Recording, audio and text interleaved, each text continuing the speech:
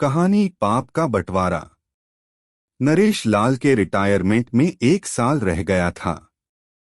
उसकी पत्नी 2 साल पहले ही दुनिया से रिटायर हो चुकी थी। नरेश राज्य सरकार में नौकरी कर रहा था।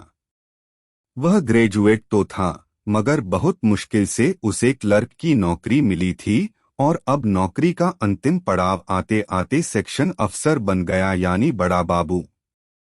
नरेश बहुत सीधा साधा इंसान था। उसके 3 बच्चे थे।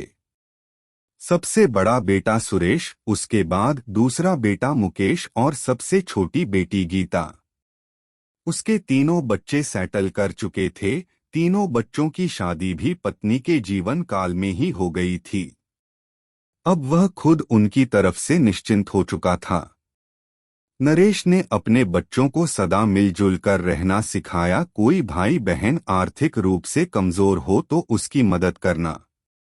तुम लोग आपस में बांट कर खाना। गीता तो शादी के बाद अपनी ससुराल चली गई थी। दोनों बेटे भी उसी शहर में नौकरी करते थे। बड़े बेटे सुरेश को अनेकों बार प्रयास करने के बाद भी सरकारी नौकरी नहीं मिल सकी थी। उसे 3 बेटियां भी थीं। वह एक प्राइवेट स्कूल में टीचर था। छोटा बेटा मुकेश सरकारी नौकरी में था। वह एक सेल्स टैक्स अफसर था। पगार के अतिरिक्त ऊपरी आमदनी भी अच्छी थी। शहर के व्यापारियों से उसे हमेशा ऊपरी आमदनी होती रहती थी। मुकेश को 2 बेटे थे। अभी दोनों बेटे नरेश के घर में ही रहते थे। वे एक तरह से संयुक्त परिवार की तरह रहते थे, पर दोनों बहुओं में नहीं पटती थी। छोटी बहू हमेशा रोब दिखाया करती कि इस घर के खर्चे में सबसे ज्यादा रुपए उसके पति का लगता है। हालांकि दोनों भाई मिलजुल कर रहते थे, उनमें किसी तरह का मनमुटाव नहीं था। नरेश ने अपने जीवन काल में ही मकान का बंटवारा कर दिया था। रिटायरमेंट के पैसों में ज्यादा हिस्सा वह सुरेश को देना चाहता था, क्योंकि वह आर्थिक रूप से कमजोर था और उसे 3 बेटियों की शादी भी करनी थी, पर छोटी बहू ने ऐसा नहीं करने दिया। नरेश ने बेटी गीता और दामाद से भी सलाह कर संपत्ति में उनके हिस्से के लिए उन्हें एक मुश्त कुछ रुपए दे दिए। मकान ज्यादा बड़ा तो था नहीं, उसके 3 टुकड़े करने पर किसी के रहने लायक नहीं रह जाता, इसलिए नरेश ने बेटी दामाद को कुछ रुपए ही दे दिया था। हालांकि गीता और उसके पति दोनों नेक दिल इंसान थे। उन्होंने बस एक छोटी सी रकम लेना स्वीकार किया था और अपने हिस्से की बाकी रकम सुरेश भैया को देने को कहा था। कुछ दिनों के बाद नरेश का देहांत हो गया। मुकेश ने शहर के पॉश इलाके में एक फ्लैट बुक कर रखा था। फ्लैट मिलते ही पत्नी ने कहा, अब इस गली कूचे के पुराने मकान में नहीं रहना है। अब हम अपने नए फ्लैट में रहेंगे। मुकेश ने चाहा था कि वह अपने हिस्से को मकान किराया पर लगा देगा और वह रकम सुरेश भैया को दे देगा, पर पत्नी को यह भी मंजूर नहीं था। सुरेश की आमदनी बहुत कम थी। पिता के दिए रकम को बेटियों की शादी के लिए डिपॉजिट कर दिया था। घर के रोजमर्रे के खर्च, बच्चों की पढ़ाई लिखाई आदि में काफी दिक्कत आ रही थी।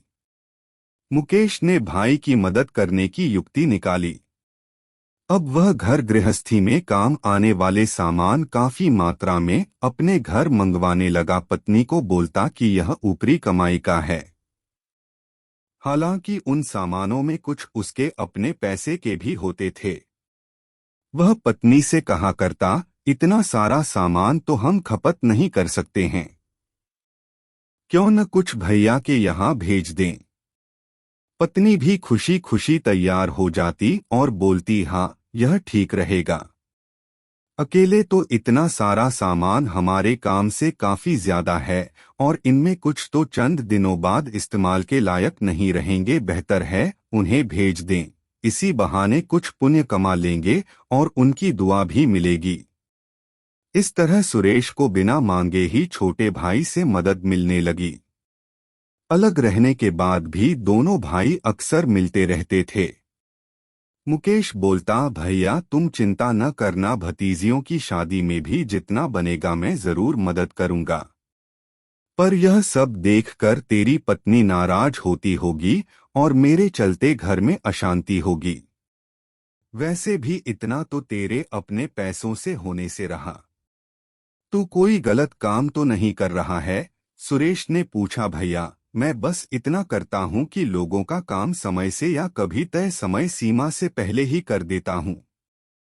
अपनी मर्जी से कोई उपहार स्वरूप देता है तो इनकार नहीं करता। यहाँ तो सरकारी दफ्तरों के चक्कर लगाते लगाते लोगों के जूते घिस जाते हैं, फिर भी काम नहीं हो पाता है। फिर भी यह पाप है न? एस्ट्रिस्क। मैं ऐसा नहीं समझता हूँ और पापा के कहने के मुताबिक मिलजुल कर बांट कर खा रहा हूँ। और वह हंस पड़ा। मतलब तू पाप का बंटवारा कर रहा है? दोनों भाई एक साथ ठहाके लगाकर हंस पड़ते हैं। इस प्रकार दोनों भाइयों में प्रेम सदैव के लिए बना रहता है।